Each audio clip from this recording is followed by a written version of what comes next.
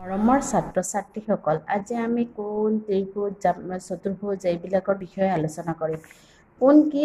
দুডাল ৰশ্মিয়ে এটা বিন্দুত লগ লাগে, এই বিন্দুত যি কোণ উৎপন্ন হয়, এই কোণটোৰ এইটোক এটা বাহু বুলি কোৱা হ'ব, এইডাল এডাল বাহু বুলি কোৱা হ'ব। এই কোণটোৰ নাম কি হ'ব? Q P R. ৰশ্মি কি হয়? এটা বিন্দু নিৰ্দিষ্ট থাকে আৰু এটা বিন্দু এইডাল আমাৰ অসীমলৈ গতি কৰিছে, কিমানখিনি দীঘল হ'ব আমি ক'ব নোৱাৰোঁ, সেইটোক ৰশ্মি বুলিও কোৱা হয়।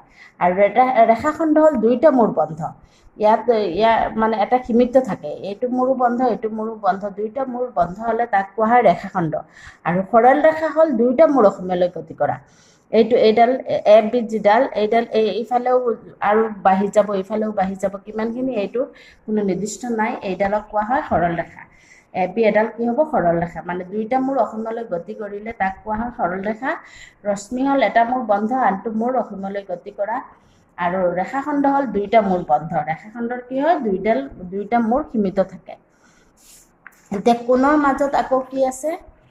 বহুত কেইটা প্ৰকাৰ আছে। সৰল কোণ, সূক্ষ্ম কোণ, সমকোণ। এইটো প্ৰথমতে আমি পালোঁ কি? সৰল কোণ। সৰল কোণ মানে কি? সৰল কোণ হ'ল এ অ বি বা বি অ এ এডাল সৰল কোণ। এই অ বিন্দুটোত কি হৈছে? 180 ডিগ্ৰী কোণ হৈছে। 180 ডিগ্ৰী কোণ উৎপন্ন হ'লে সেইটোক কি কোৱা হয়? সৰল কোণ। সমকোণ। সমকোণ হ'ল এইটো এটা কোণ হৈছে, এইটোত কি হৈছে? এটা কোণ উৎপন্ন হৈছে বি অ এ। অটোৰ মাজত থাকিব, এইটো কিমান হ'ব? 90 ডিগ্ৰী। এইটো কোৱা হ'ব সমকোণ। 90 ডিগ্ৰী কোণ হ'লে তাক কি কোৱা হয়? সমকোণ। সূক্ষ্ম কোণ হ'ব এটা কোণৰ মান 0তকৈ ডাঙৰ আৰু 90 ডিগ্ৰীতকৈ সৰু হ'লে তাক কি কোৱা? সূক্ষ্ম কোণ। তাৰমানে 0তকৈ ডাঙৰ হ'ব আৰু 90 ডিগ্ৰীতকৈ সৰু। 90 ডিগ্ৰীতকৈ সৰু কোণক কি কোৱা হয়? সূক্ষ্ম কোণ। আৰু স্থলকোণ হ'ল এটা কোণৰ মান 90 ডিগ্ৰীতকৈ ডাঙৰ আৰু 180 ডিগ্ৰীতকৈ সৰু। 90 ডিগ্ৰীতকৈ ডাঙৰ হ'ব কিন্তু 180 ডিগ্ৰীতকৈ সৰু হ'ব, তাক কি কোৱা হয়? স্থলকোণ। আৰু প্ৰবৃত্ত কোণ হ'ল কি? 180 ডিগ্ৰীতকৈ ডাঙৰ আৰু 360 ডিগ্ৰীতকৈ সৰু। 360 ডিগ্ৰী কেনেকৈ হয়? এটা বিন্দু যদি আমি দিওঁ, এই বিন্দুটোত কিমান ডিগ্ৰী কোণ হ'ব? 360 ডিগ্ৰী কোণ হ'ব। ত্ৰিভুজ এইডাল এডাল বাহু, এইডাল এডাল বাহু, এইডাল এডাল বাহু, এই তিনিডাল বাহুৰে যদি আঘোৰা ক্ষেত্ৰ এটা হয়, তাক কি কোৱা হয়? ত্ৰিভুজ বুলি কোৱা হয়। ত্ৰিভুজ এটাৰ শীৰ্ষবিন্দুৰ পৰা তাৰ বিপৰীত বাহুৰ মধ্যবিন্দুলৈ টনা ৰেখাডালক কি কোৱা হয়? ত্ৰিভুজটোৰ এডাল মধ্যমা। ত্ৰিভুজ এ বি চিৰ এ বিন্দুৰ পৰা বিপৰীত বাহুৰ ওপৰত এ দি লম্ব টনা হয়। এই লম্ব মানে কি? উন্নতি। আৰু উন্নতি হ'লে বা লম্ব হ'লে কি হয়? এই কোণটো এইবিলাক কোণ কি হ'ব? দুইটা কোণ 90 ডিগ্ৰী 90 ডিগ্ৰী হ'ব। ত্ৰিভুজৰ প্ৰকাৰ: সমবাহু ত্ৰিভুজ, বিষমবাহু ত্ৰিভুজ, সমদ্বিবাহু ত্ৰিভুজ। সমবাহু তিনিটা বাহু সমান 3 চেণ্টিমিটাৰ, এইটো বাহু 3 চেণ্টিমিটাৰ, এইটো 3, এইটো 3। সমদ্বিবাহু হ'লে কি হ'ব? দুটা বাহু সমান। ধৰি লোৱা এইটো 4, এইটো 4, এইটো বেলেগ। সেইটো দুটা বাহু সমান আৰু এটা বেলেগ হ'লে তাক কি কোৱা হয়? সমদ্বিবাহু ত্ৰিভুজ। আৰু বিষমবাহু হ'ল তিনিটা বেলেগ বেলেগ। ইয়াত 4 চেণ্টিমিটাৰ, 5 চেণ্টিমিটাৰ, 6 চেণ্টিমিটাৰ, তিনিটা বেলেগ বেলেগ। এইটো কি হ'ব? বিষমবাহু। যি ত্ৰিভুজৰ তিনিটা কোণ সূক্ষ্ম কোণ অৰ্থাৎ 90 ডিগ্ৰীতকৈ কম, তেনে ত্ৰিভুজক সূক্ষ্মকোণী ত্ৰিভুজ বোলে। ত্ৰিভুজৰ তিনিটা কোণ ইয়াত কিমান ডিগ্ৰী? 70 degree, 50 degree, 60 degree. তিনিটা কি 90 ডিগ্ৰীতকৈ কম।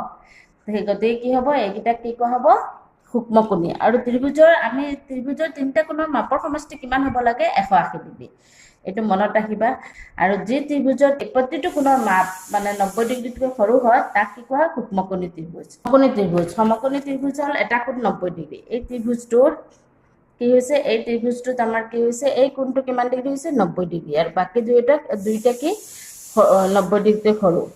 গতিকে এইটোক কি কোৱা হ'ব? সমকোণী ত্ৰিভুজ। যি ত্ৰিভুজৰ এটা কোণ সমকোণ অৰ্থাৎ 90 ডিগ্ৰী হয়, তেনে ত্ৰিভুজক কি কোৱা হয়? সমকোণী ত্ৰিভুজ। স্থলকোণী ত্ৰিভুজ হ'ল যি ত্ৰিভুজৰ এটা কোণ 90 ডিগ্ৰীতকৈ ডাঙৰ, এইটো 110 ডিগ্ৰী, তাৰমানে 90 ডিগ্ৰীতকৈ ডাঙৰ। যি ত্ৰিভুজৰ এটা কোণ স্থলকোণ অৰ্থাৎ 90 ডিগ্ৰীতকৈ ডাঙৰ, তেনে ত্ৰিভুজক কি কোৱা হয়? স্থলকোণী ত্ৰিভুজ। আৰু এই ত্ৰিভুজৰ ধৰ্ম কেইটা দিছে কি? এটা ত্ৰিভুজৰ তিনিটা কোণৰ যোগফল 180 ডিগ্ৰী। ত্ৰিভুজৰ তিনিটা কোণৰ যোগফল মই অলপ আগত কৈছিলোঁ যে 180 ডিগ্ৰী হ'ব। এটা ত্ৰিভুজৰ যিকোনো দুটা বাহুৰ মাপৰ সমষ্টি তৃতীয় বাহুতকৈ ডাঙৰ। যিকোনো দুটা বাহুৰ মাপৰ সমষ্টি কি হ'ব? তৃতীয় যিটো বাহু হ'ব সেইটোতকৈ ডাঙৰ হ'ব। ত্ৰিভুজ এটাৰ সমান বাহুৰ বিপৰীত কোণ দুটা সমান হয়। ত্ৰিভুজ এটাৰ সমান বাহু, দুটা বাহু যদি সমান হয়, তাৰ বিপৰীত কোণ দুটাও সমান হ'ব। এই বাহু দুটাৰ এইটো বাহু সমান হ'লে ইয়াত লগ লগা কোণ দুটাও সমান হ'ব। মানে দুটা বাহু সমান হ'লে তাৰ লগত লগ লগোৱা কোণ দুটা সমান হয়। সমবাহু ত্ৰিভুজৰ প্ৰতিটো কোণৰ মাপৰ মাপ 60 ডিগ্ৰী সমবাহু ত্ৰিভুজ হ'লে কি হ'ব তাৰ প্ৰতিটো কোণ কিমান হ'ব 60 ডিগ্ৰী মানে প্ৰতিটো বাহু সমান হ'ব আৰু কোণো সমান হ'ব এইটো এটা কি সমকোণী ত্ৰিভুজ ইয়াৰ এইটো কোণ 90 ডিগ্ৰী এই দুইটা যোগ কৰিলেও 90 ডিগ্ৰী হ'ব সেইটো বুজাইছে ইয়াত সমকোণী ত্ৰিভুজৰ সমকোণটো বাদ দি সমকোণ মানে 90 ডিগ্ৰী কোণটো বাদ দি বাকি দুটা কোণৰ যোগফল কিমান হ'ব 90 ডিগ্ৰী চতুৰ্ভুজ কি চাৰিটা বাহুৰে আগুৰা ক্ষেত্ৰক চতুৰ্ভুজ বোলে ইয়াত আৰু চতুৰ্ভুজৰ চাৰিটা কোণৰ মাপৰ সমষ্টি কি হ'ব 360 ডিগ্ৰী ট্ৰেপেজিয়াম হল কি যি চতুৰ্ভুজৰ এজোৰ বিপৰীত বাহু সমান্তৰাল তাক ট্ৰেপেজিয়াম বোলে ইয়াত PQ আৰু SR সমান্তৰাল মানে কি এই দুডাল বাহু সমান্তৰাল হ'লে তাৰ মাজৰ দূৰত্বটো সমান সমান হ'ব এই ইয়াৰ পৰা এইখিনি দূৰত্ব এইখিনি এইবিলাক দূৰত্বটো সমান হ'ব তাক সমান্তৰাল বুলি কোৱা হয় ইয়াত কি হ'ব এজোৰ বাহু সমান্তৰাল হ'লে তাক ট্ৰেপেজিয়াম বোলে সামান্তৰিক হল যি চতুৰ্ভুজৰ বিপৰীত বাহুবোৰ সমান্তৰাল তাক সামান্তৰিক বোলে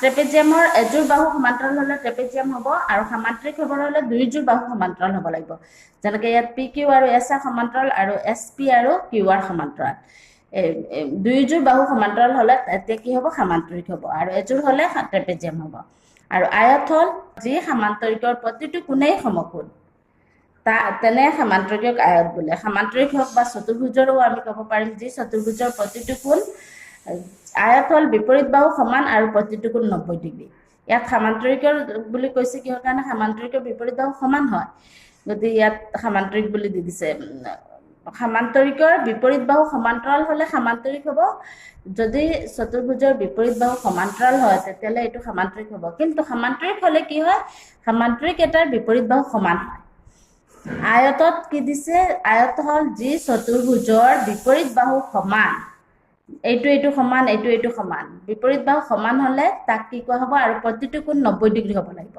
প্ৰতিটো কোণ সমকোণ অৰ্থাৎ 90 ডিগ্ৰী হ'লে তেতিয়া কি হ'ব সেইটো হ'ব আয়ত সামান্তৰিক হল বিপৰীত বাহু সমান্তৰাল আৰু আয়ত হ'লে বিপৰীত বাহু সমান হ'ব লাগিব আৰু প্ৰতিটো কোণ 90 ডিগ্ৰী হ'ব লাগিব আয়তৰ এইটো সমান এইটো সমান বিপৰীত বাহু সমান আৰু প্ৰতিটো কোণ কি হ'ব 90 ডিগ্ৰী এইটো হ'ব আয়ত আৰু ৰম্বাস হ'ব যি চতুৰ্ভুজৰ চাৰিটা বাহু সমান সেইটো কি হ'ব ৰম্বাস হ'ব আৰু বৰ্গ হ'ব চাৰিটা বাহু সমান আৰু প্ৰতিটো কোণ 90 ডিগ্ৰী হ'ব লাগিব ৰম্বাসত প্ৰতিটো কোণ 90 ডিগ্ৰী নহ'লেও ৰম্বাস হ'ব অকল চাৰিটা বাহু সমান হ'লে কিন্তু বৰ্গ হ'লে কি হ'ব লাগিব প্ৰতিটো কোণ 90 ডিগ্ৰী আৰু চাৰিটা বাহু সমান হ'ব লাগিব এতিয়া ইয়াত কি দিছে সকলো সামান্তৰিক ট্ৰেপেজিয়াম কিন্তু সকলো ট্ৰেপেজিয়াম সামান্তৰিক নহয় সকলো আয়ত সামান্তৰিক কিন্তু সকলো সামান্তৰিক আয়ত নহয় সকলো ৰম্বাস সামান্তৰিক কিন্তু সকলো সামান্তৰিক ৰম্বাস নহয় সকলো সামান্তৰিক ৰম্বাস নহয়